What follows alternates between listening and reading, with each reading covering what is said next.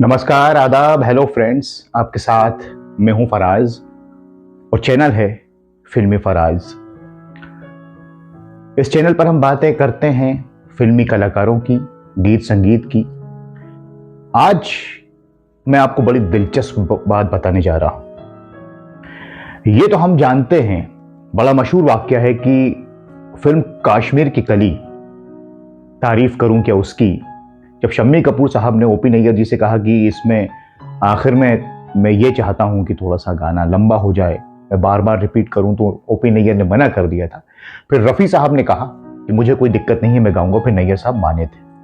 नैयर साहब कितने अड़ियल रहे ये हम जानते हैं। लेकिन आज के इस प्रोग्राम में आपको यह बताऊंगा कि वो कौन सा गीत रहा जिसके लिए शम्मी कपूर नैयर साहब के घर पहुंच गए थे कि इस गीत में मुझे भी मौका दीजिए, रफ़ी साहब की आवाज लीजिए। ये बताऊंगा। ओ यू मिस टैंगो, कुछ तुम भी तो समझो।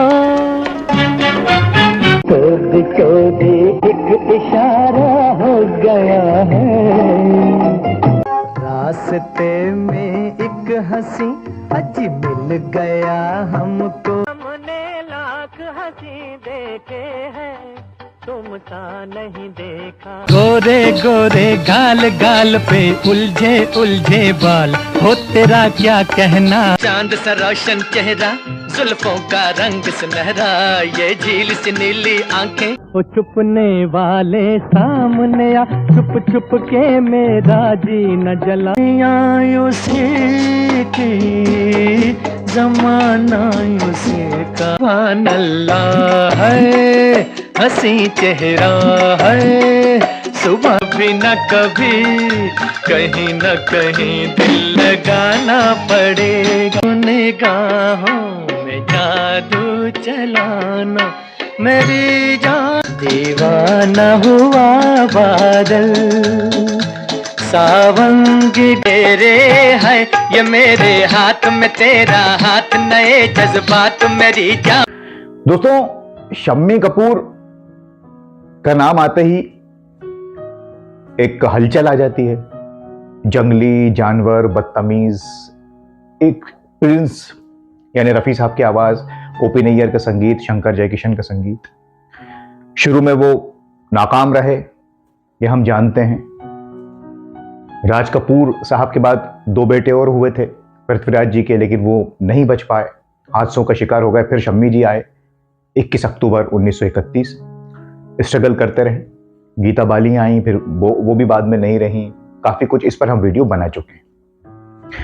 आज के इस वीडियो में हम आपको बताने जा रहे हैं जो कॉम्बिनेशन है शम्मी कपूर और ओपी नैयर जी का। लाजमी सी बात है, जब इन दोनों का जिक्र होगा तो रफ़ी साहब तो आ ही जाएंगे, क्योंकि ओपी नैयर और शम्मी कपूर का संगीत और फिल्मी करियर अधूरा है रफ़ी साहब के बिना। ओपी नैयर ने जिन फिल्मों के लिए संगीत दिया जिसमें शम्मी कपूर साहब थे, उसमें बसंत में तो तकरीबन सारे ही गीत रफ़ी साहब की आवाज में ले लिए 1960 में। मुजरिम एक फिल्म आई, हम सब चोर हैं, कश्मीर की कली तो है ही, तुमसा नहीं देखा, और मिस कोको कोला। ये वो दौर था 50s का जब शम्मी कपूर की फिल्में नहीं चल रही थी और तुमसा नहीं देखा जब आई। अच्छा, एक चीज आपको बात याद आई तो बता दूं कि एक फिल्म शम्मी कपूर के हाथों से निकल गई थी और एस मुखर्जी साहब ने वादा किया था कि हम तुम्हें अपनी फिल्में लेंगे जरूर। और वो फिल्म अगर मिल जाती जिसमें शम्मी कपूर को नहीं लिया गया लेते लेते, तो शम्मी कपूर शायद बहुत पहले ही कामयाब हो जाते। और वो फिल्म थी 1953 की अनारकली। जी हाँ, बाद में प्रदीप कुमार को ले लिया गया क्योंकि वो उस तरह के रोल में फिट बैठते थे, ऐसा लोगों का मानना था। खैर, बाद में तुमसा नहीं देखा में एस मुखर्जी साहब ने अपना वादा पूरा किया। हालांकि इसमें भी पहले देवानंद थे, उन्होंने इनकार किया, फिर सुनील दत्त से बात हुई, फिर शम्मी कपूर आए। जिसकी किस्मत में होती है फिल्म उसको मिलती है। और शम्मी कपूर इस फिल्म के पहले कह चुके थे अगर ये फिल्म भी फ्लॉप हो गई तो फिर मैं कहीं और कोई और धंधा पानी करूंगा। खैर, ये फिल्म तो फिर सुपर हिट हो गई, खास करके इसके संगीत की वजह से। अब इससे जुड़ा एक वाक्य है। क्या है? इस फिल्म के सारे ही गीत अच्छे हैं, यूं तो हमने लाख हंसी देखे हैं छुपने वाले सामने आ, लेकिन एक जो नगमा है, सर पे टोपी लाल हाथ में रेशम का रुमाल, बड़ा हुल्लड़, बड़ा दमदार गीत है।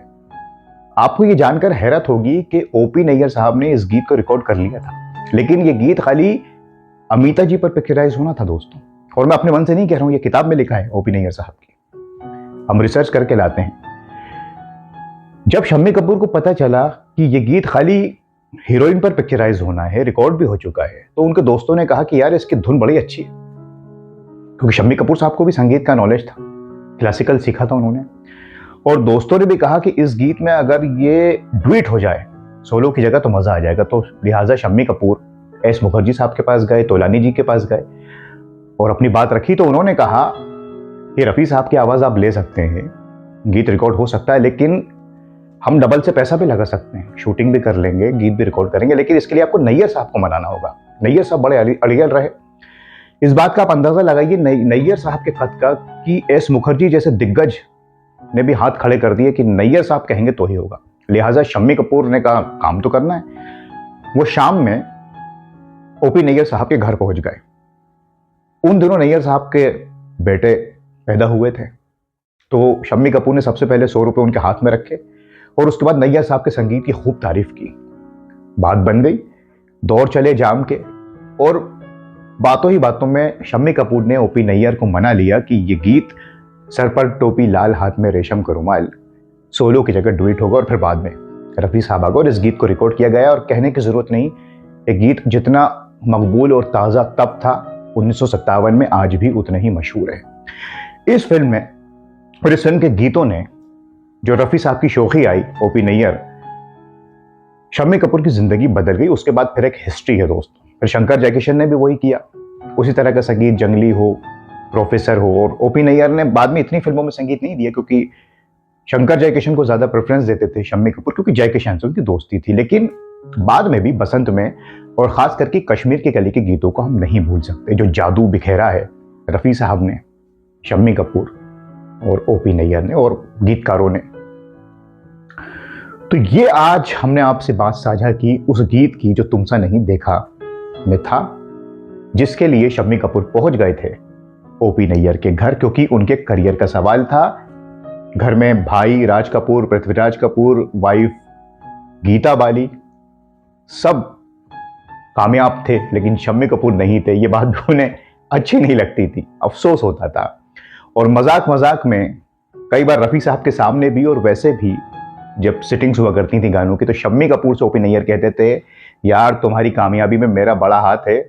मिस कोको कोला फिल्म के दौरान ही तुम्हारा और गीता का प्यार परवान चढ़ा, और पहली फिल्म तुमसा नहीं देखा मेरे ही संगीत की वजह से कामयाब हुई है, जिससे तुम स्टार बन गए हो, तो मेरा बड़ा हाथ है, इसे भूलना मत।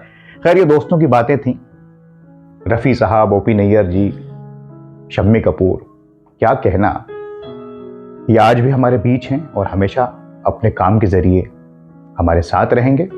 आज बस इतना ही। आप हमें कमेंट्स करके बताइए आपकी फेवरेट फिल्म कौन सी है, ओपी नैयर और शम्मी कपूर साहब की और रफ़ी साहब का गीत। अब अपने दोस्त फराज को इजाज़त दीजिए। नमस्कार, खुदा हाफिज़।